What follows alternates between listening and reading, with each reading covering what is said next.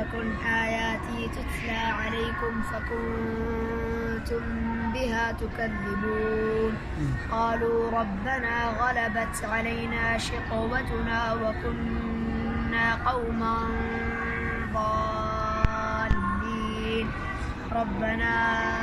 أخرجنا منها فإن عدنا فإنا ظالمون قال اخسئوا فيها ولا تكلمون إنه كان فريق من عبادي يقولون ربنا آمنا فاغفر لنا وارحمنا وأنت خير الراحمين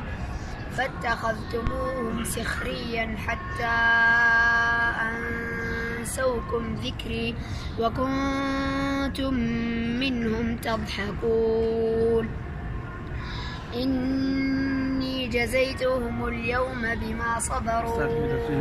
أنهم هم الفائزون